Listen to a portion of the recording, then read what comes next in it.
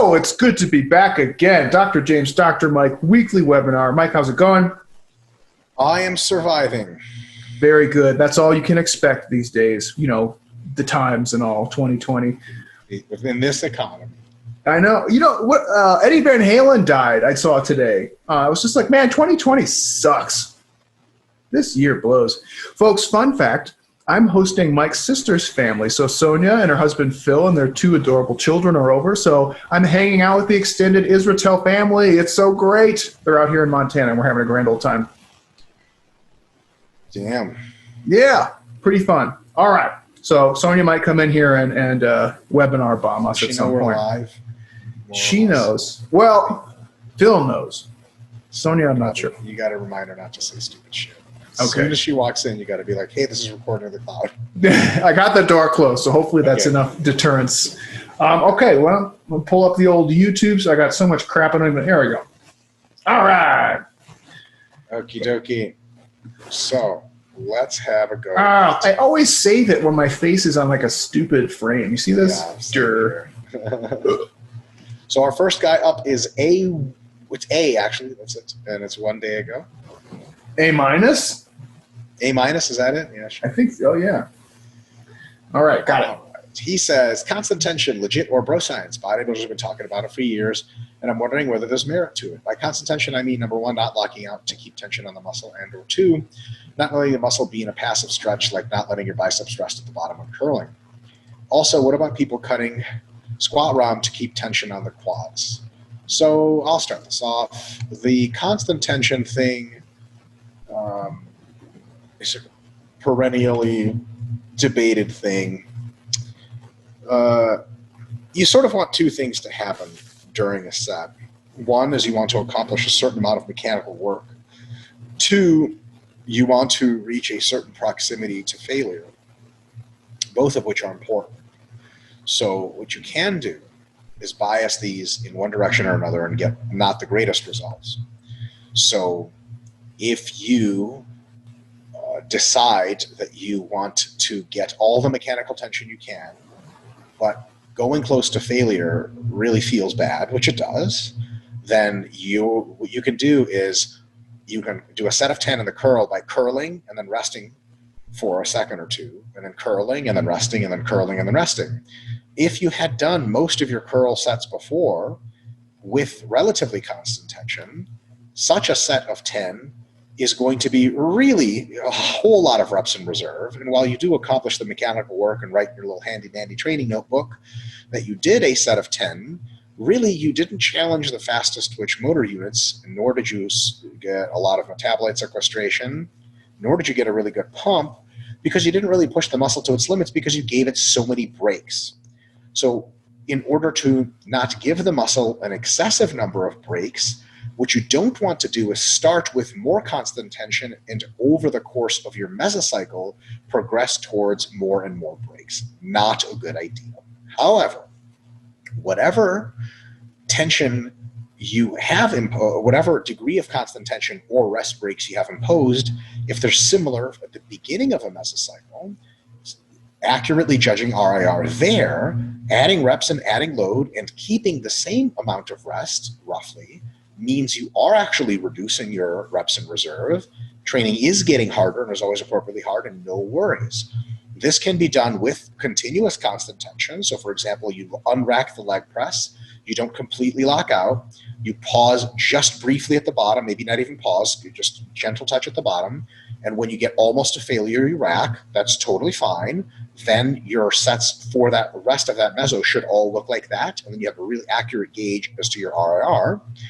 Or you can do anything between that and the most extreme, which is doing 1 rep, locking out at the top, resting for a second, doing a rep, pausing at the bottom, locking out at the top, resting for a second. But if you started like that, let's say you got 25 reps, those last 5 are going to be fucked up super fucking hard, and you will be at a low RIR, and then next week you got to get 26, or you got to do 10 more pounds, and it's going to be just as hard as long as it's roughly the same.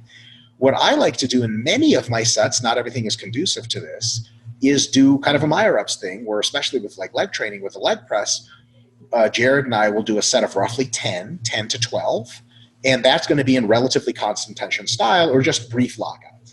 Then we rest for 2 or 3 seconds at the top and allow especially our fastest twitch motor units, because remember, the slower twitch motor units, they don't really need the rest. They recover really quickly.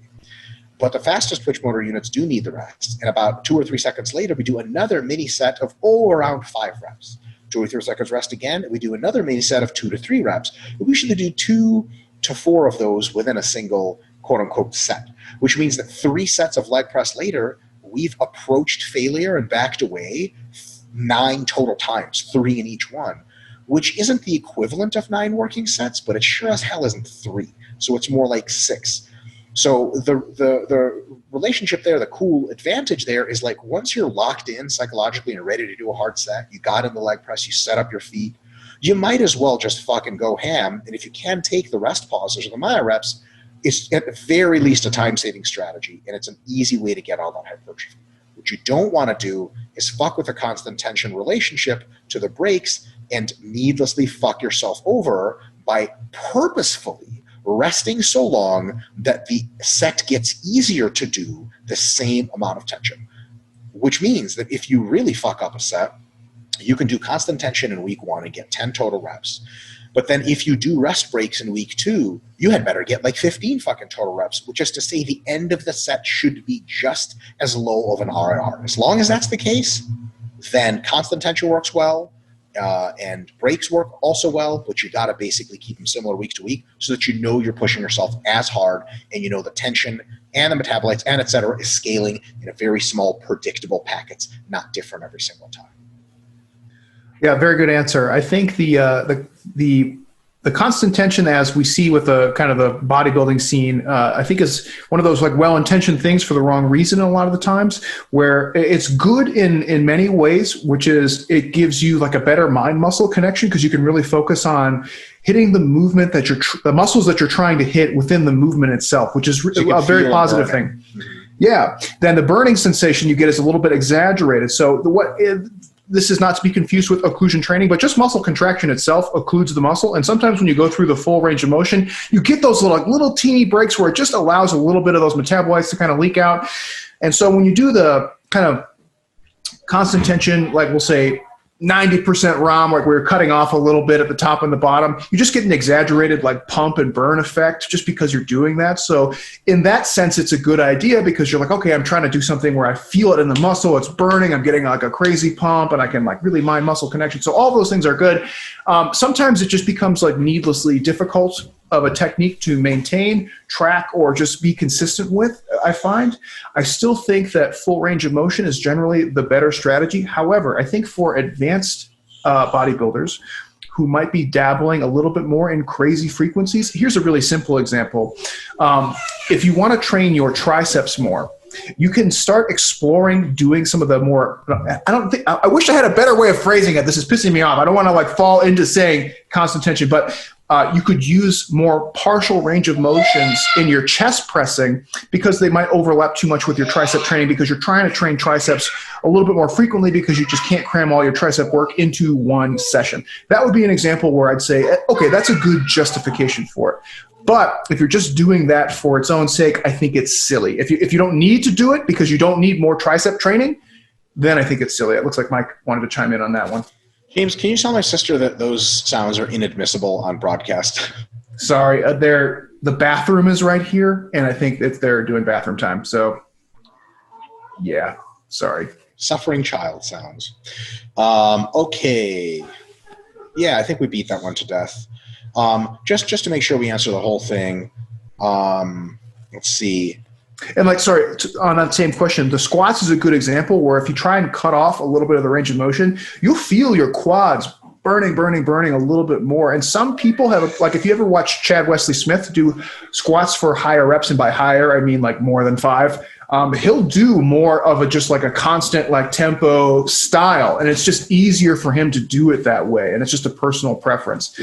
I would personally, like for me, I wouldn't do it that way just because it doesn't feel good for me, because I feel like I'm just going to crap out right away. And then it becomes like a weird bouncy thing. Am I like doing it right? Am I being consistent with my technique? Am I doing my breathers the same way I always do my breathers? And that breaks the momentum. And it just becomes like a weird, silly thing. So it's one of those, I think, like you hear us, Mike and I say this on a variety of topics week to week. If you do it that way, keep doing it that way. If you don't do it that way, don't add it in kind of out of nowhere. Yeah. And just to be very clear, if we're saying that locking out and letting the muscle be in a passive stretch, like bicep stretching at the bottom and curling, makes the movement sufficiently not difficult by letting the muscle rest, we're also saying it allows the muscle to rest to do more reps. So as long as you're honest about your RIR, so for example, someone could say, I get a better pump if I do middle of the range of motion. Well, yeah, but you only get 10 reps, let's say. If you do full range of motion and you just did 10 reps with the same weight, you wouldn't get as good of a pump. That's less to do with the range of motion and more to do with the fact that your RIR is now 5 instead of 1.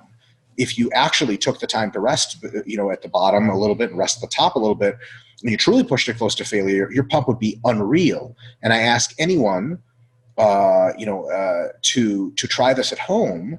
Tell me what gives you a better quad pump in the leg press. You leg pressing for a straight set of 10 with no break and racking, and then seeing a minute later how big your pump is, or with the same weight doing rest pause and resting 2 or 3 times between mini sets for 2 or 3 seconds at a time and getting 18 reps. It's not even close. The 18 rep pump is going to fucking just destroy you. And also, if we're saying we're not going to go all the way down and all the way up, we're missing motor unit activation there that is important. So on the one hand, skull crushers that are in the middle of the range of motion can give you a pretty good pump for the number of reps that you do, but they miss out on the lockout effect, which is a big part of what the triceps do, and there's certainly motor units that are much more active, and you don't want to miss out on the stretch. So in the squat, if you don't go all the way down and stretch, especially with a hold, if your quad's already pumped for multiple sets of leg presses and or squats, and you do squats with a mini pause at the bottom to really stretch the quads under tension while they're pumped, it fucks you up in ways that constant tension never, ever, ever could.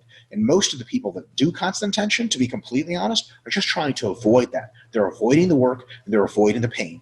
9 times out of 10, people say constant tension is because they want a better workout, but really it's because they want to just cap out early and be like, I'm close to failure, I have to stop. Shut the fuck up. Go all the way up and down. Take a rest break or 2 in your sets. You're going to be in for a world more of hurt and more anabolism. It just sucks. And constant tension is just one big excuse for the most part. And you can use more weight that way, so you can pat yourself on the back for squatting 405s.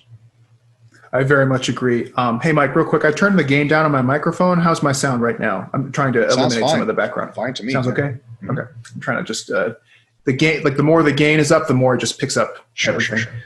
All right. Okay. Next up is Ruption 89. Sexual Ruption? That's an interesting name Ruption 89 has. Let us clue in on what he's saying. He is saying... Sounds like he ruptured in the year 1989. Where the fuck is this guy? He's right below A-. Oh, God damn it. What? I think we have a different sort. Oh, it's above. There we go. Got it. He says, it's my birthday today and my girlfriend bought me a mug that reveals a picture of Dr. Mike posing when it's filled with hot water. When did we start selling those? How did I miss it? Yeah, you can just get one of those with any picture you choose. First of all, that's hilarious. Second of all, I don't believe that you have a girlfriend. So thank you for buying that mug. Ooh, take that, Ruption. Burn, Ruption. All right, on a serious note, my question, you said that it's okay to continue doing sets with a weight so long as your reps don't drop below 5 and only drop the weight if the reps fall below 5. However, if we are trying to have a specific proportion of our exercises in the 10 to 20, 20, 30 rep ranges for fatigue reasons, would a better protocol for fatigue reasons be to drop the weight as soon as we left the target rep range? Otherwise, lots of 10 to 20 rep range exercise that drop below 10 reps after a couple of sets will be accruing 5 to 10 rep range level fatigue. They won't be, because 5 to 10 rep range level of fatigue is only a proxy to the load used. Only 5 to 10 rep range fresh weights can give you 5 to 10 rep range fatigue. Okay, if you're so pre-exhausted in your back that you're doing sets of 5 to 10 at a deadlift with 50% of your max, those sets aren't that hard. And hilariously enough, it's actually the argument for what you're saying works for that. Sometimes we say that fundamentally anything above 5 is hypertrophic, but fundamentally doesn't mean equivalently.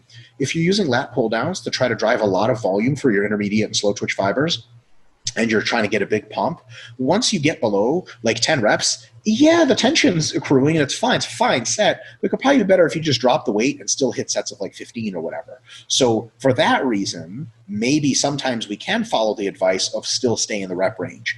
So it's kind of a two-factor analysis. It's actually quite simple. First big rule that's not really ever broken: if it's not 5, if it's less than 5 reps, don't do it, right? Then for sure reduce load. Second rule is if your stimulus to fatigue ratio for whatever it is you want to target is higher in an arbitrarily higher rep range than 5, then just stick to that and make all the load adjustments. Yeah, really good advice. So this would be something like more like what I would use with an intermediate, where I was saying, I would say like, okay, once you fall out of that rep range, we could potentially do down sets. And there's some, like Mike said, I think the lat pull down was like the perfect example of that, where it's like if you're doing less than 10 reps, it's like you could probably tolerate more sets, but at that rep range, it's just not that productive. For like late intermediates to advanced, I think what would be a better strategy, and this is my opinion, so just take it for what it is, it's my opinion.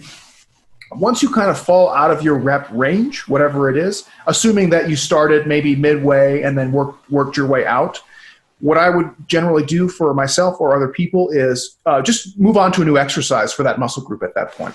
So if you were doing 10 to 20, you did like 15, 13, 12, 10, or maybe you dropped below and you did like, 15, 12, 10, 9 or something like that. That's fine and good. Maybe move on to a new exercise for the same muscle group that you were just working, and you can go from there. You don't have to do that. That's just my opinion. It's just something that tends to work well. It's a nice way of auto-regulating how well you are doing within an exercise given a constricted amount of sets, which we usually say is roughly 5-ish per exercise.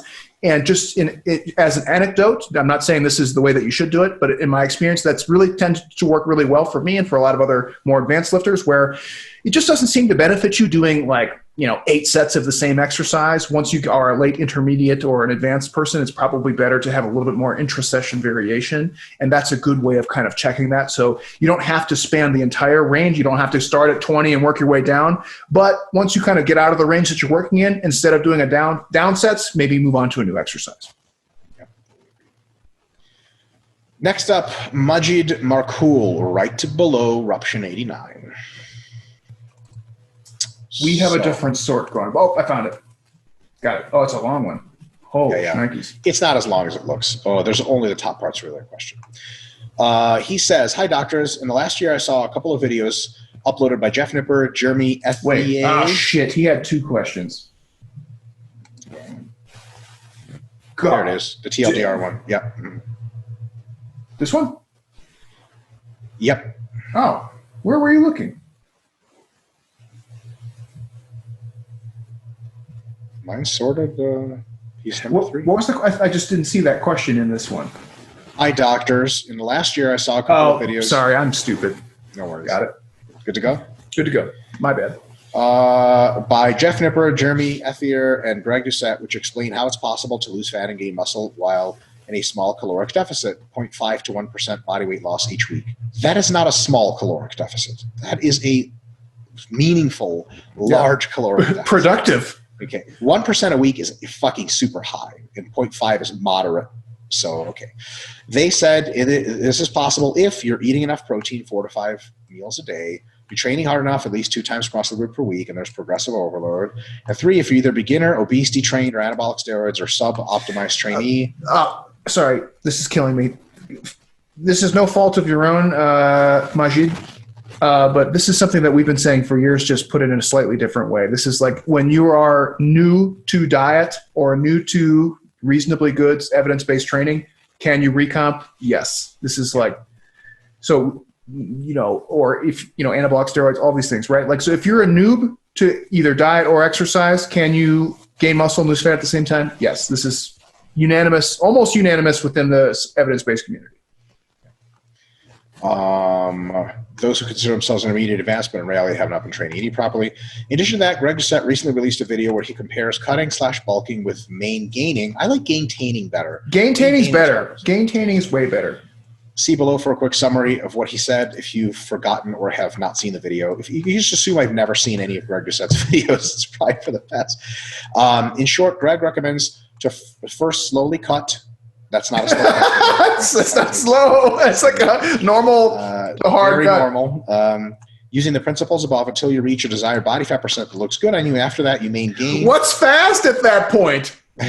Eat at maintenance calories. You will gain muscle but keep the same fat mass for the rest of your life until you reach genetic potential for muscle growth. Yeah, it's just bad advice. It's just wrong. Oh man, that's terrible advice. Yeah, I mean, like, so that's absolutely it. Not only does it violate like all of the diet stuff, which is kind of the more pressing issue, but even from a training perspective, that doesn't work. You can't just train indefinitely at maintenance and just continue to gain muscle. That just won't happen. You'll hit plateaus and staleness. Once you're lean. So I'll put it this way. Almost no bodybuilder has ever done this. If you look at bodybuilders in their off season, they're significantly larger and a little bit fatter, sometimes a lot of bit fatter. And almost all of them will tell you that that's kind of just what it takes to gain muscle size. The hypercaloric condition, consuming more calories than you take in, is incredibly potent at every single level to the production of new muscle. Now, you can gain muscle to a more limited extent, especially in those specific circumstances, at maintenance, which means you're losing fat and gaining muscle at the same time. But imagine someone would say, you can get as lean as you want to by not going into a deficit. You'd be like, well, that would require me to build muscle as fast as I lose fat. Well, it's the same fucking thing. It's literally the same thing as saying you can gain muscle at just, what did it say, eating? Did it say eating at a slight surplus? After that, you may gain at maintenance calories. You will gain muscle, but keep the same fat for the rest of your life. So if you're actually at maintenance calories, you can't gain any body weight. So that's just wrong, right? So it's just wrong, completely wrong. Now, the light at the end of the tunnel here is that folks like Eric Helms, for example, will say that you don't have to gain as quickly as some other people say. And that's absolutely the case. Like, you can gain a quarter of a pound a month and still make really good gains over the long term. There are good arguments for that. But if you're gaining 0 pounds per month, which is what maintenance calories literally means, then you don't gain any muscle up until you've gained enough muscle to counterbalance the fat. Look, like if you're at 10% fat and you have amazing genetics, you might be able to gain muscle over the course of several years and maintain to get to 8% fat. Motherfucker, you ain't gaining any more muscle to get to 6, 5, 4, 3% fat. And it just doesn't happen. And second of all, you would still be 160 pounds and all that shit. So, and Greg Doucette has been over 200 pounds many times in his life. Of course he ate at a fucking surplus. So his advice didn't even work for him. Like, Greg Doucette's an interesting guy. He's a funny guy on YouTube. Not a repository of wisdom, unfortunately. A bunch of the stuff he says makes no goddamn sense.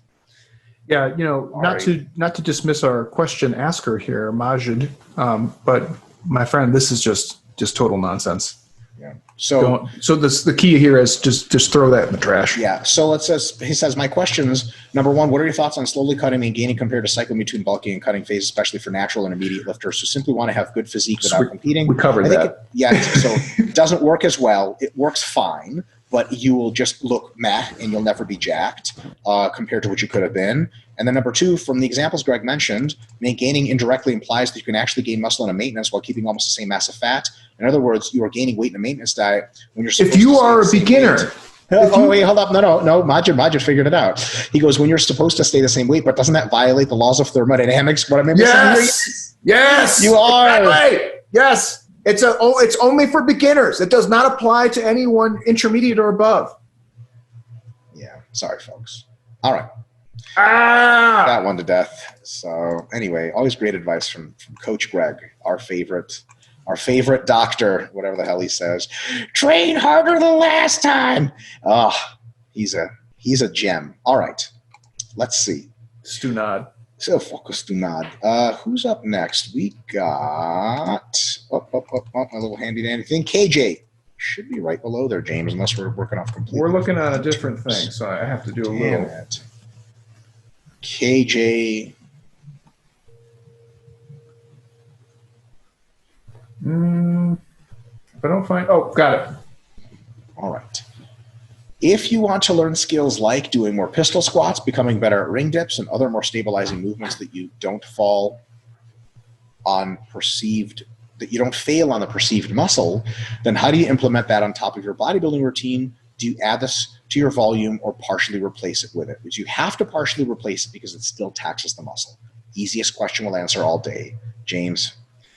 Yes. So the fundamental answer there is very, very simple. Now, the key with learning new skills, and I'm very excited to say that I've been sending off copies of my draft of the book that I've been working on to some people for some feedback. So that's moving along, and it tackles this issue quite a bit.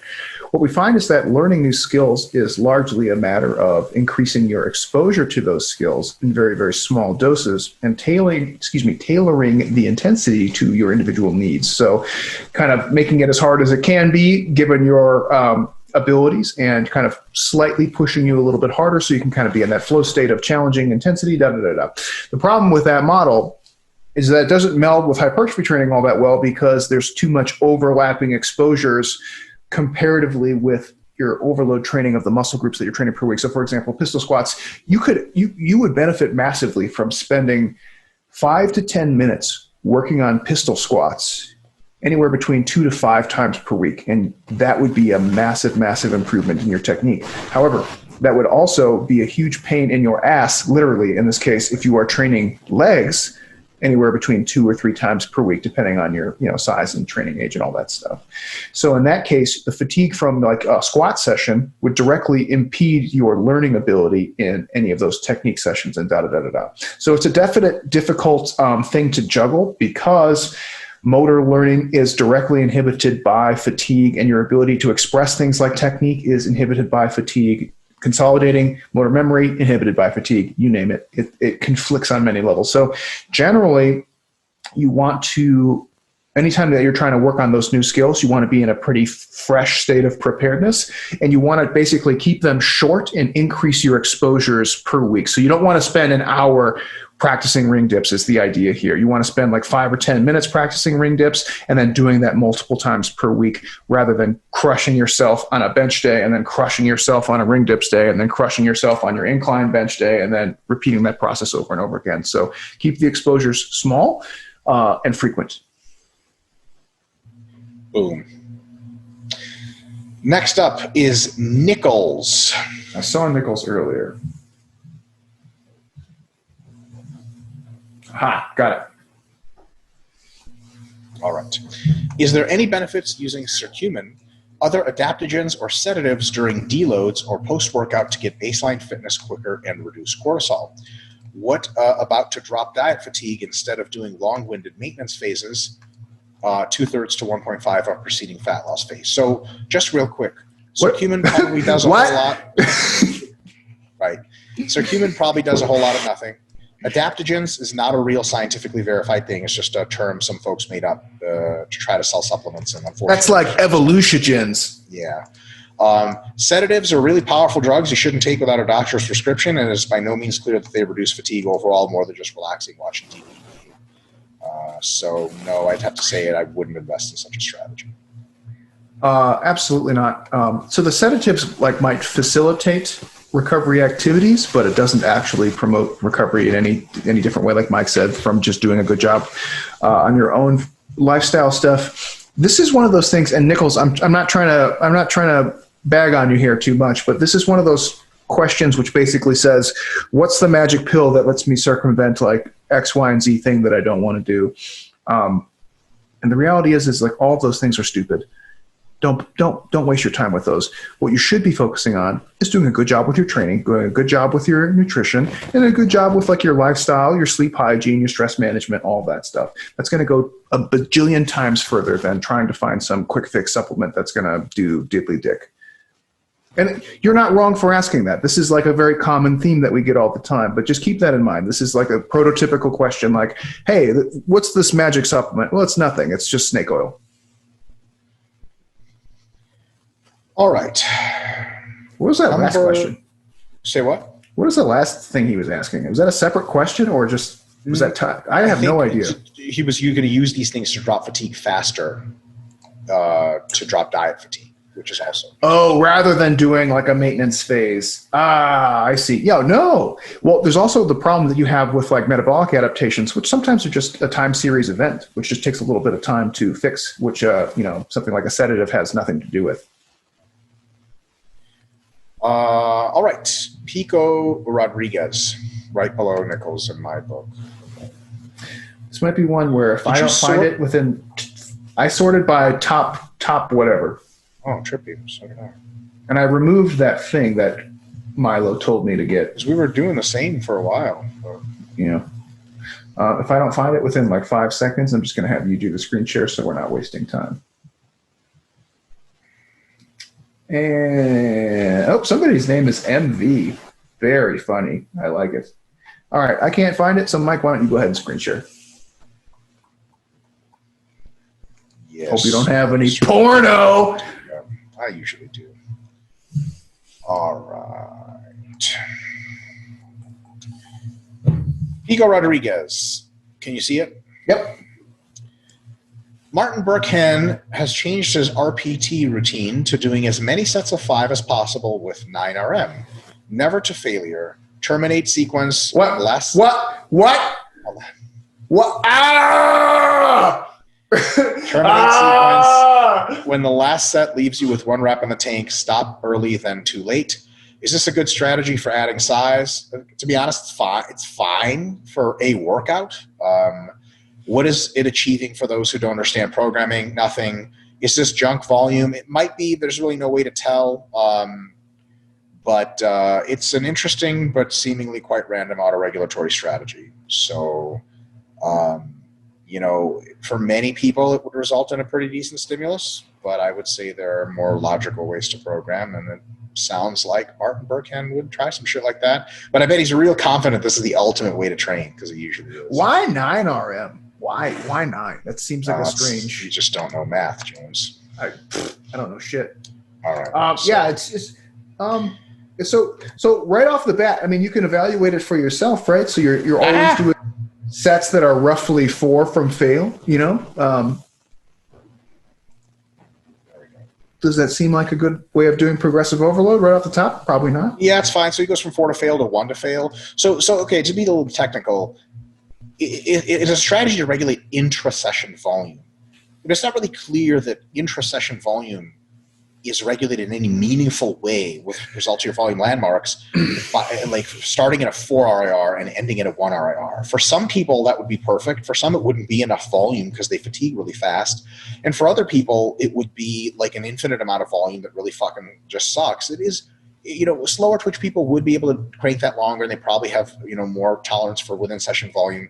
They wouldn't get shit out of that. If you had somebody who was like mid range or lower in terms of 5, yeah, you would just do infinity sets of sub max 5s and never grow. 100%. It would be just a wildly inefficient strategy. For someone really, really big and strong, that could be a thing. That could, and then also like it leaves out all the other rep ranges and all the other failure practice. It's just Can I put a little dick vibe out there? Sure. And I don't mean I'm going to put my dick on the camera here, but.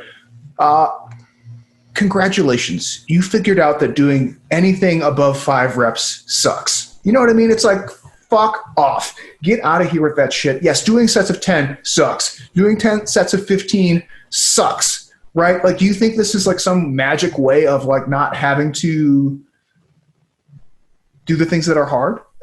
Again, this is just one of those, like, it's kind of similar to the other question where it's like, is there a way I can circumvent doing the things that work that are hard with doing things that are easy? Like, yeah, you can try, but it seems like a big fucking waste of time.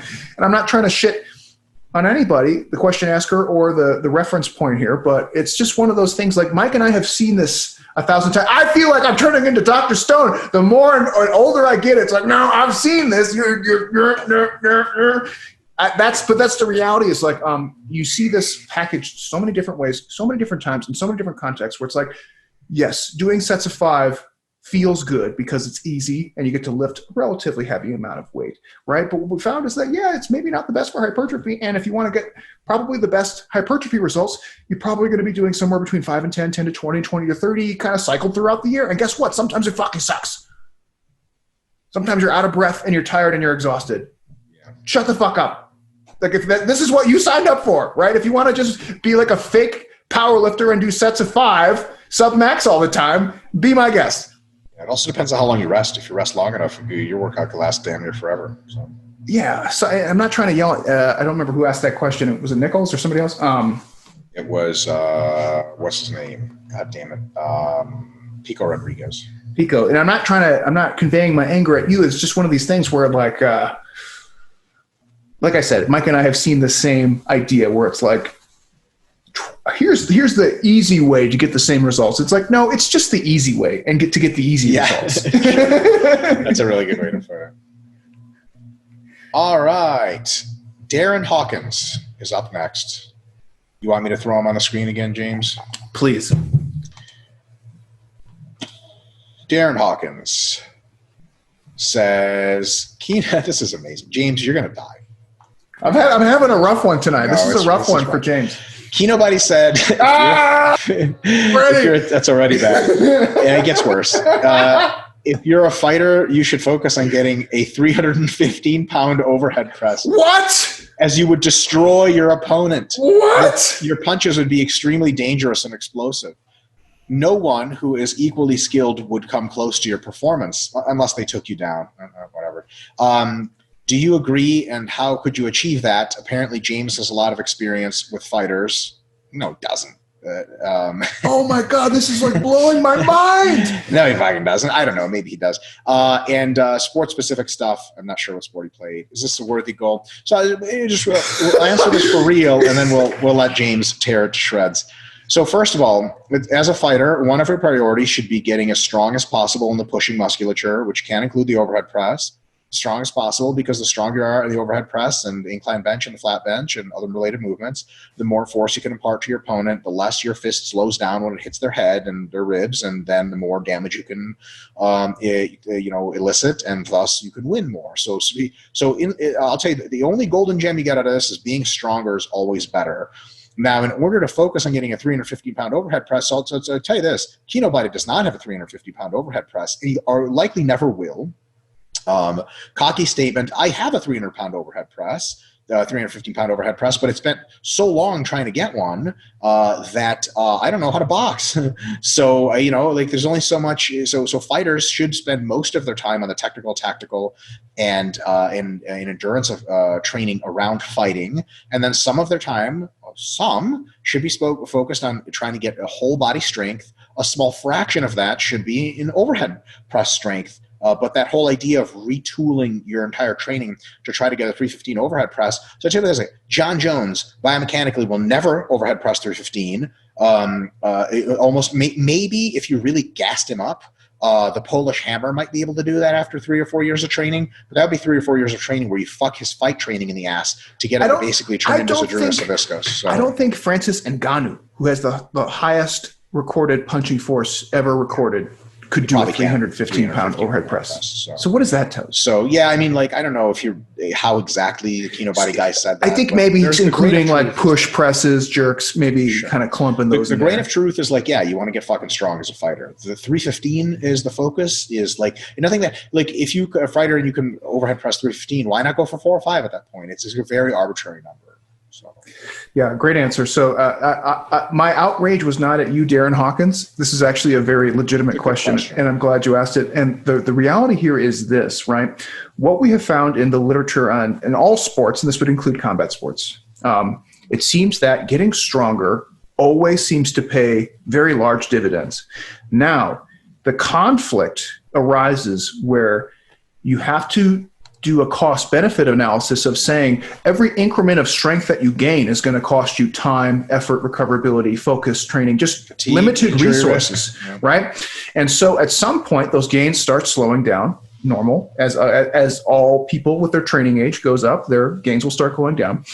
So you have to ask yourself, okay, let's use a less ridiculous example, because the 315 overhead press, I think Mike and I have already illustrated that's a pretty absurd example. But let's just say you think that your athlete needs to bench press 275 pounds. And right now they can bench press 250 pounds. And that's the best that they have done in a really long time. And you feel good about it. But gaining 25 pounds on the bench press when you're also doing MMA training, jiu-jitsu training, kickboxing training, all these other things, right? And 250 was a huge milestone after years and years of training. What amount of effort is it going to take you to add 25 pounds to your bench press? A fuckload. Where is that effort going to come from? It's going to come at the expense of everything else that's important for you in your sport. So the way that I like to frame it, and the way that I'm framing it in the upcoming book, is using what we call normative standards, where we say, for somebody competing at some sport, in some position, at some level, there are standards, or at least rough standards, of all the people in that competitive group in terms of strength, power, speed, cardio, skills, tactics, all of the above. What we are generally looking at is, where does my athlete fall within the spectrum of people that they're competing against, their peer group, right? So they're competing at some level, at some weight class in this case, and so how much do they bench? How much do they squat? How high do they jump? And then we usually kind of look to see, is my athlete within about 1 to 2 standard deviations of that average? And if they are so far off, basically. Right. So they're kind of within the noise of the average, right? And what that would basically indicate to us as a sports scientists would say they're competitive if they're within kind of 1 to 2 standard deviations, meaning they're not particularly strong or weak. They're just right where they're probably supposed to be. And so at that point, we could make a case and say, you know what, this is probably okay. So we'll just use the pressing strength as an example. Say, their pressing strength is roughly where it should be. It's within 1 or 2 standard deviations of their peer group.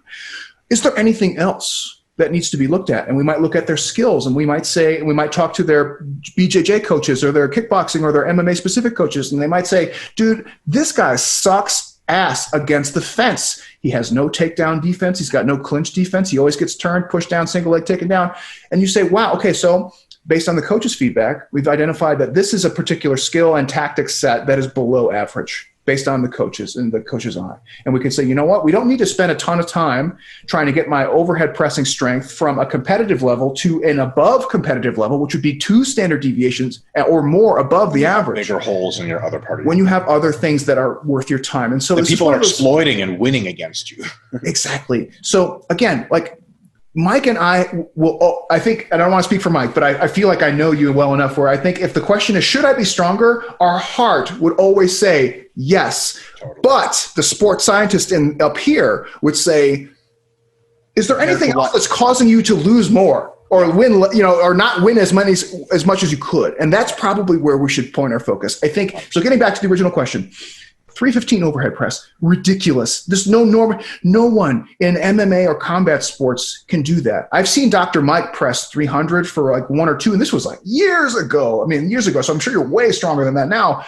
And that was a monumental feat. You're trying to tell me that somebody like a fucking Israel Adesanya is going to overhead press 315 pounds? Probably can't overhead press 185. Fuck out of here. Are you crazy? That's an absurd. He might not be able to overhead press 135. I don't think he could split jerk after 3 years of training 315 pounds. You know what I'm saying? It's a lot of weight. I couldn't do that. No. Mariusz Pudzianowski probably can. I don't know if in his current shape he can, even in his fighting shape, I don't know if he could strict press 315. I didn't want to go there. Probably. But the other thing with the overhead press as a specific, we've already said that this is a ridiculous example. It's done, right? But just to add on to how ridiculous it is, the thing with the overhead press is you have to have a lot of just ballast and size. There's no way around it. If you don't weigh like over 250 pounds, that's never going to happen, period. Right, for the average person. So at that point, not only do you have a strength issue, but you have a size ballast issue where not only do you have to be strong, but you have to be big just to be able to counterbalance that much weight over your head and be stable. And then again, it's a cost-benefit analysis. You say, how much time do I have to spend getting big enough to be strong enough to do this other thing when I could just be training for MMA when I have a pretty comparable amount of strength, power, and fitness characteristics when I should be focusing on the things that are causing me to lose a lot, like not checking kicks, not being able to defend takedowns, not being able to defend submission attempts. Those are things that you could be spending your time and effort on.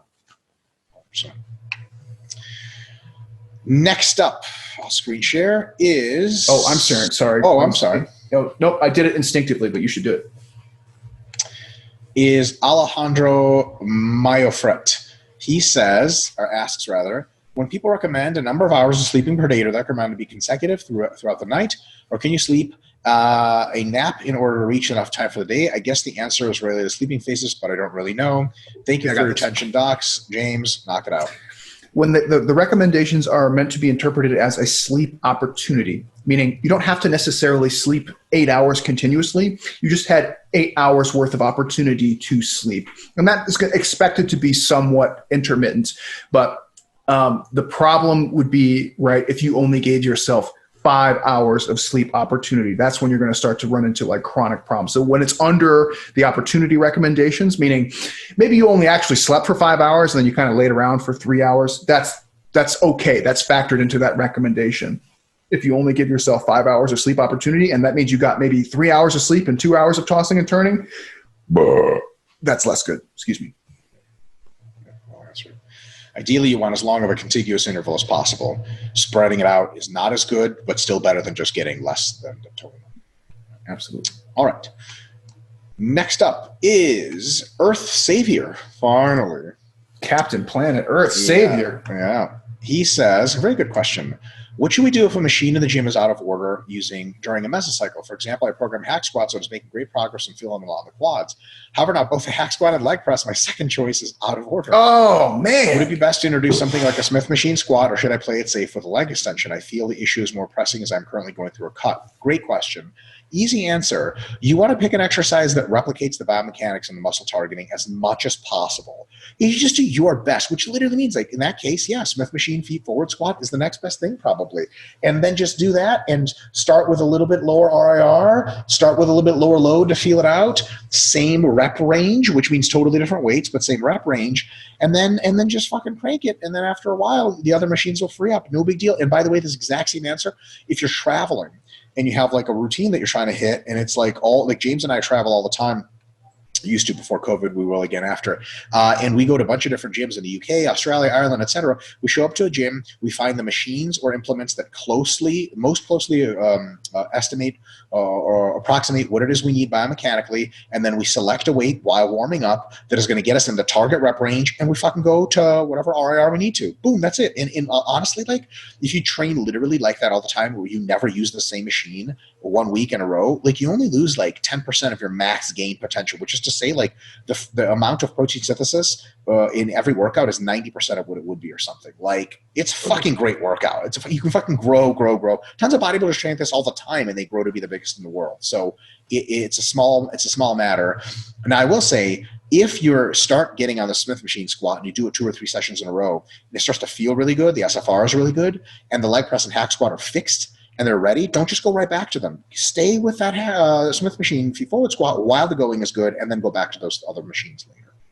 Yeah, great answer. And then I wanted to tackle that last part about playing it safe with the leg extensions. Like, motherfucker, your first choice was hack squats. Like, you weren't playing it safe to start. Why are you going to play it safe now? Just keep going for it. The thing is, like, you can make you could say like, oh, well, hack squats was like my easier day, and then like my harder day was, high bar squats or something like that. So am I double dipping too much? Yeah, I could see that a little bit, sure. But you don't have to go way conservative and be like, okay, no axial loading, just knee extensions. Like that is okay. And especially like if you are a high responder to leg extensions, then that's great. If you're like a meh or lower responder to leg extensions, yeah, you're just trying to avoid doing the harder stuff again, right? And that's a natural response to that situation. We've all done it. We've all been there. Mike and I, like he said, we traveled, and you show up and you're like, oh, they don't have like, this particular bench setup. Machine fly or something. Yeah. I was doing machine flies. They only have cables or dumbbells. Right. Yeah. And you're just like, well, I guess, I don't know. I don't want to go too hard. And you're like, just fucking get in there. Find the closest thing. Yeah. Do it. All right. Last question for the day is, oh man, by... I don't have an aneurysm. God. Gigax. Gigax. He says, how would programming vary for men's physique competitor when compared to a classic physique or open bodybuilding competitor? Really, really good question. So the basics are here. Men's physique, don't train legs. You might train your calves because they are visible. It's probably a good idea, actually, because calves bring a lot of really cool symmetry to the body, up-down symmetry. But your legs, I would train either minimally or not at all, probably not at all if you're really serious. And you're going to want to prioritize the muscles that they're really looking for. So you want to train the living fuck out of your arms and your shoulders, upper chest, and upper back. Things like erector thickness, like many more pull-ups than rows, for example, for a physique athlete, much more incline pressing than anything else. You're going to want to train your abs because you're going to want them to poke out and pop out all sexy and all that stuff. And probably for really good balance, you might want to train your forearms significantly too to get an overall bigger looking arm. And you want to train your delts a ton. And another one, you might actually not want to train traps hardly at all. And that goes easy because you're not deadlifting anymore, not stiff legged deadlifting, and you're not rowing. So easy problem. But if you find a way to train your side delts without a ton of trap involvement, then maybe if your traps are really prone to growing, you would do that. For classic physique, you train them a lot like an open bodybuilding competitor, but you prioritize training the calves, the forearms, and the delts, especially because those three muscles, when they're big, give you a fucking statuesque classic look. So you basically just want to look as much like Jared Feather as possible, right? There's no classic physique guy has ever had way too big of shoulders, too big of forearms, or too big of calves. In addition to that, you want really big arms, you want a really big chest, especially upper chest, and again, a little bit of that men's physique thing where the back thickness for classic guys, not so important. Leg size, you would train legs, but you wouldn't kill legs. Legs would be like, they're good, they're decent, looking good. You're not going to try to get the world's biggest glutes or hamstrings or something like that because it's just not something they judge a whole lot. Open bodybuilding, you fucking guns blazing, Branch Warren style, max everything out. James, that's you crushed it. I got nothing. That was awesome. Yeah.